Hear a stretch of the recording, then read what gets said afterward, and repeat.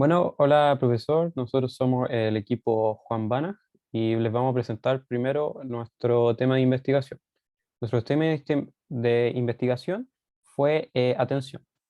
Nuestra hipótesis es la siguiente, es que en un problema de aprendizaje sec-to-sec, una red recurrente con mecanismos atencionales será siempre más efectiva que una arquitectura recurrente encoder-decoder sin atención. Entonces, para ello, el mecanismo atencional y la implementación que nosotros ocuparemos será la atención de Lugon. ¿Qué es la atención de Lugon? La atención de Lugon consiste en, básicamente, tomar todos los estados ocultos del encoder y hacerles producto punto. Esa fue la decisión que nosotros tomamos para medir la similaridad con los estados ocultos del decoder. Además se pasa por una capa softmax y ese resultado, que serán los pesos atencionales, se multiplica por el output del encoder para generar el vector de contexto. Entonces nuestras predicciones se van elaborando de la siguiente forma. Se va concatenando el vector de contexto con el output del decoder en el paso anterior, como se observa en esta figura. Más ilustrativamente, tenemos la siguiente animación. Aquí vemos el encoder y nuevamente tenemos los estados ocultos del encoder y estos junto a los estados ocultos del decoder se multiplican en producto punto para generar el score. El score pasa por una capa softmax y estos scores se multiplican con el encoder, con la salida del encoder para generar eh, estos vectores que terminan en el vector de contexto. Y para generar la siguiente predicción, el siguiente bloque del decoder, se concatena la salida del decoder anterior con este vector de contexto. ¿Ya? Entonces, dicho eso, nuestra pregunta de investigación, nuestra hipótesis va a ser trabajada de la siguiente forma. Para diferentes datasets vamos a comparar arquitecturas encoder-decoder versus arquitecturas encoder-decoder con la atención que acabo de explicar. Entonces, el primer dataset que vamos a considerar es un dataset de predicción de acciones. Estas las extraemos desde la API de Yahoo Finance y se tiene la siguiente forma. Aquí los datos son diarios y estos son pesos chilenos. Entonces, queremos hacer predicciones sobre esta serie de tiempo.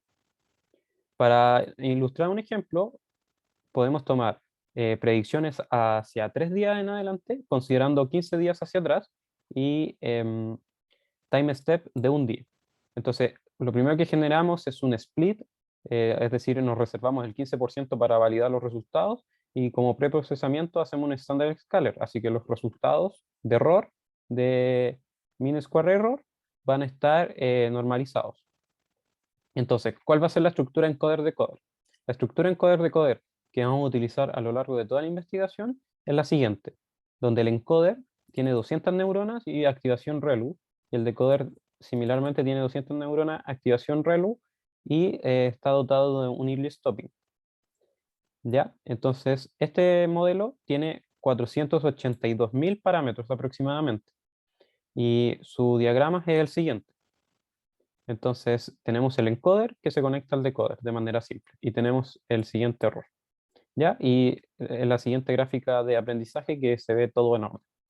Por otro lado, tenemos la atención de Lugon, que antes describí. Entonces, en código, esto se ve reflejado en el que, además de tener la estructura encoder-decoder que necesitamos pedir sus estados ocultos, lo que hacemos es medir la similaridad a través del producto punto de los estados ocultos del encoder con el decoder, lo pasamos por la softmax y obtenemos el vector de contexto multiplicando la matriz de pesos atencionales con el output del encoder. Y finalmente se concatena el vector de contexto con el decoder de la iteración anterior.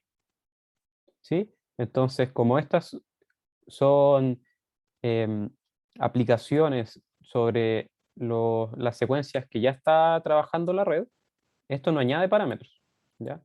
Además que nosotros decidimos trabajar con una atención que no incluía una matriz de parámetros aprendibles. Entonces, en el diagrama podemos ver que el encoder se conecta al decoder vía el producto punto para determinar la similaridad, se pasa por una softmax, se obtiene la matriz de pesos y esta matriz de pesos se junta nuevamente con el encoder para obtener el vector de contexto y eso se concatena con la salida del decoder para generar la predicción. Y obtenemos el siguiente error con la siguiente loss, que también todo se ve en orden. Entonces, ¿qué vamos a establecer como metodología? Vamos a hacer diferentes comparaciones. Siempre vamos a considerar 15 días como datos de entrada, como días de entrada, y vamos a hacer predicciones a 3 días hasta 10 días, hacia adelante, siempre con time step 1 y validando los resultados con el 15% y estandarizando igual que antes. Entonces, si vemos los resultados, podemos ver que aquí tenemos el error cuadrático medio y para el caso de la red con atención, siempre tiene un error cuadrático medio menor para todos los casos, lo cual es una ventaja para los mecanismos atencionales. Y también presentamos la gráfica de épocas. Y en la gráfica de épocas también la atención requiere siempre de menos épocas que el modelo encoder-decoder, por lo que su entrenamiento es más rápido. ¿Ya? Y para finalizar este dataset, enfatizar de que los errores están normalizados, no es que tengamos una red súper buena. Por ejemplo, si vemos una predicción del validación, aquí para los últimos 3 días, la verdad es que se distancian en pesos chilenos de unos 30 a 50 pesos, por lo que el modelo es bastante básico para esa tarea, pero nos sirvió para validar de que las predicciones con atención funcionan mejor que con el encoder-decoder. Continuando con nuestra búsqueda por validar nuestra hipótesis, vamos a utilizar el dataset de la velocidad del viento que fue ocupada en la competencia del Kaggle, y la idea es comparar encoder-decoder con el mecanismo atencional de Luang, pero con este problema que a priori es mucho más complejo, ya que tenemos observaciones a lo largo de más de 2 años y que se están generando cada 10 segundos dentro de esos 2 años.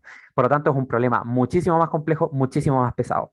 Entonces, por un tema de costo computacional, únicamente vamos a trabajar con el último mes, ¿ya? El último mes de la data, que consta de 3.456 observaciones, ¿ya?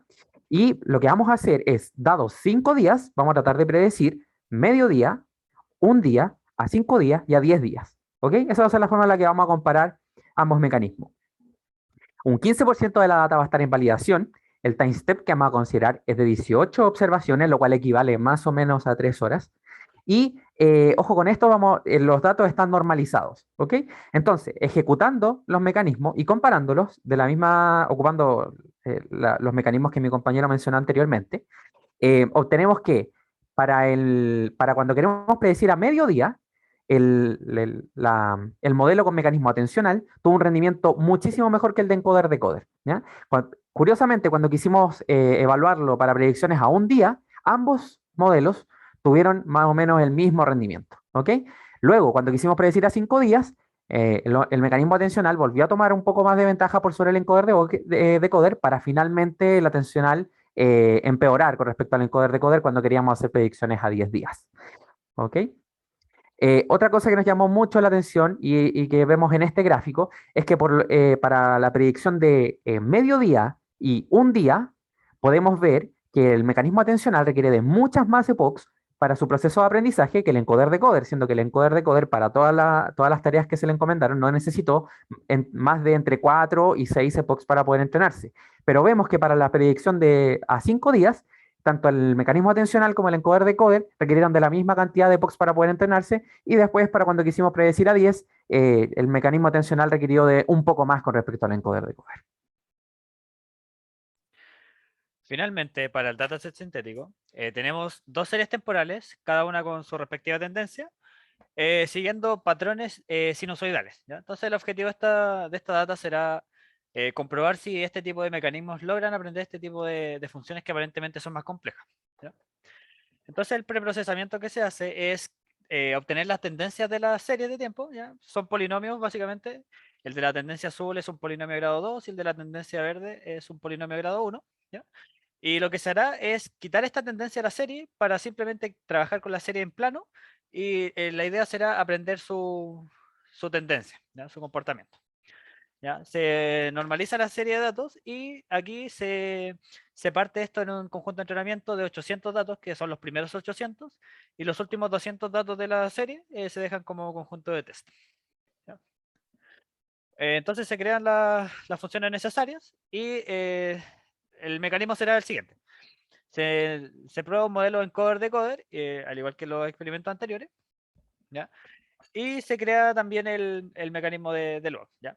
Entonces, ¿cuál será la estrategia? Será fijar ventanas de 200 pasos para predecir distintas ventanas. Primero, de 10 pasos hacia adelante, 15, 20, 25, hasta llegar a 30 pasos, ¿ya? Entonces será replicable el experimento, ¿ya? De esta forma se obtiene para el modelo encoder-decoder ciertos puntajes para distintas ventanas de predicción, y para el mecanismo de atención del Wong también tenemos las mismas condiciones. Y el gráfico obtenido nos da cuenta de que el mecanismo de atención del Wong siempre tiene mejores resultados que o sea, a lo largo de todo, de gran parte del trayecto, tiene mejores resultados que el encoder-decoder, salvo en algunos puntos, ¿ya?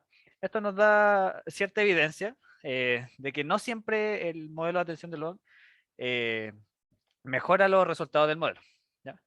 Entonces, cabe destacar en este paso que no se presentan la gráfica de epochs, principalmente porque todas las epochs fueron consideradas para el entrenamiento. O sea, de las 50 epochs consideradas y el early stopping de paciencia 10, nunca fue suficiente para detener el entrenamiento, ¿ya? Entonces, para concluir, tenemos que los mecanismos atencionales en general funcionan mejor que los mecanismos de encoder-decoder, pero no siempre es así, ¿ya?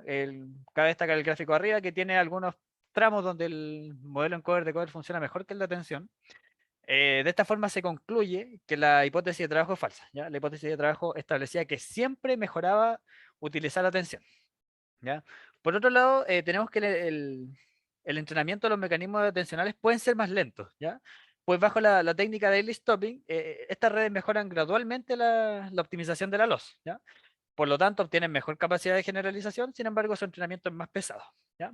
Este tipo de fenómenos los vemos, por ejemplo, en el dataset del viento, y esto se atribuye principalmente a la complejidad de las secuencias que hay que aprender en ese dataset. Bueno, pasando al desafío de la predicción de velocidad del tiempo a un tiempo futuro, nosotros hicimos tres modelos, tres approaches principalmente que vamos a explicar rápidamente.